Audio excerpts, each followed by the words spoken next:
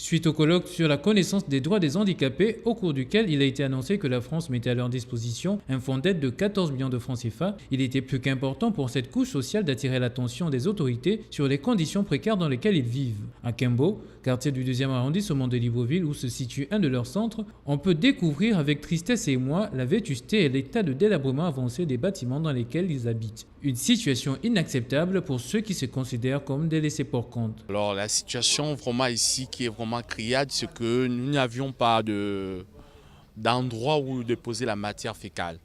Donc pour déposer la matière fécale ici, nous sommes obligés de prendre des sachets. Et ces sachets-là, lorsqu'on a déposé la matière fécale, nous sommes obligés de les jeter hors la barrière là-bas. Vous voyez ce qui fait un peu de faux, c'est un peu. Et lorsqu'il pleut, les eaux sont obligées de ramener ça ici sur la surface. Et là, nous ne pouvions plus passer par ici.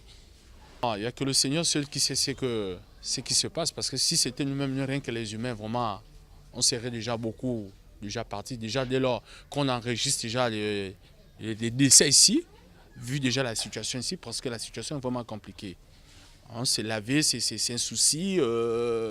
Vraiment, aussi, se nourrir aussi, c'est un autre problème. Le chapelet de plainte est grand. C'est pourquoi les handicapés regroupés au sein de leur association espèrent que cette manne financière mise à leur disposition leur permettra d'améliorer de façon significative leur quotidien. Les routes du pont d'Akébé, du carrefour Hassan et du marché d'Akébé en état de dérèglement avancé. Des cratères qui se créent à tout bout de champ, menaçant les automobilistes et la vie des citoyens. On pense pourquoi on nous arrange ça, parce que c'est pas ici seulement. Ils font ça le plus souvent lorsqu'on sait qu'il y a la tropicale. Ils font un semblant de goudron pour faire croire aux gens que les choses sont en train d'être arrangées. Entre-temps, apparemment, ils sont plus en train d'exposer les gens puisque 2-3 mois après ces manifestations, l'état de la route revient toujours comme elle était au départ. Ici, ce sont les riverains qui se plaignent de l'absence de canaux d'évacuation qui dégradent cette route qui avait déjà connu des travaux de réfection. Essayez de regarder l'état de la route. D'abord, ce n'est pas la route qui est dégradée, mais ce sont les travaux qui étaient faits 3 ans plus tard, plus tôt, ou 5 ans au-delà. Parce que les travaux, les eaux qui coulent là, ces eaux-là, ce n'est pas les eaux du caniveau, mais les travaux, les eaux, le ruissellement d'eau là, c'est les travaux qui étaient faits par la société d'extraction d'eau. C'est pour ça que cette route est dégradée. Pourtant, les solutions à ces problèmes sont connues, mais ont du mal à être appliquées. Très souvent, les problèmes liés à l'état de dégradation des routes à Libreville seraient l'absence des canaux d'évacuation dans certains quartiers. Vivement que les autorités en tête desquelles les premiers responsables s'activent avant que ces axes ne se dégradent véritablement. Échange de présents et une poignée de main très chaleureuse entre Alexandre Désiré Tapoyo, ministre des Gabonais de l'étranger, et le ministre en charge des Marocains de l'étranger. Une énième rencontre après celle de Rabat entre les deux personnalités pour raffermir les liens et rapprocher l'action des deux ministères. Et je peux vous dire que j'étais impressionné par tout le programme qu'il est en train de mener par la communauté gabonaise à l'étranger, des idées assez audacieuses, des idées innovantes. Il est en train de mettre en place une organisation profonde et assez lucide aussi dans sa relation avec la diaspora gabonaise. Il m'a parlé des conseils des Gabonais, du Haut Conseil des Gabonais et tout le programme qu'il est en train de mener pour la protection sociale des Gabonais. C'est quelque chose d'extrêmement important et qui touche tous les Gabonais là où ils se trouvent.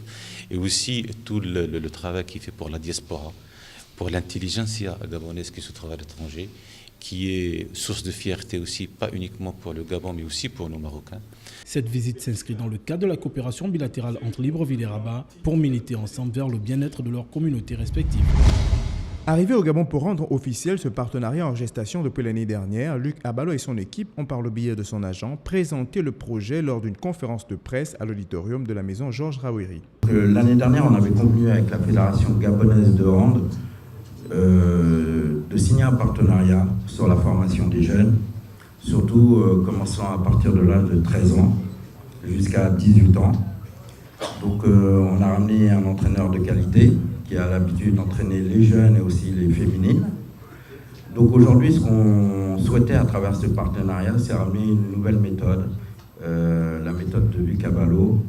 En gros, Luc Abalo a joué dans le plus grand club du monde, qui s'appelle Ciudad Real, en Espagne, qui a tout gagné. Donc Cédral a gagné tous les titres avec une méthode qu'ils ont unique, qu'eux-mêmes ont au niveau des entraînements et au niveau du jeu. Et c'est l'entraîneur Touché Bayev, donc le meilleur entraîneur du monde, qui a enseigné à Luc toute cette méthode. Et c'est celle-là qu'on va venir apporter au Gabon. Il a également partagé le rêve que caresse Luc Abalo et son équipe. Aujourd'hui, donc, notre rêve à tous, c'est que le Gabon puisse être le premier pays d'Afrique centrale, voire d'Afrique noire, à rivaliser avec les pays maghrébins, même les devancer. À travers ce partenariat, la FEGA Hand écrit une nouvelle page de son histoire.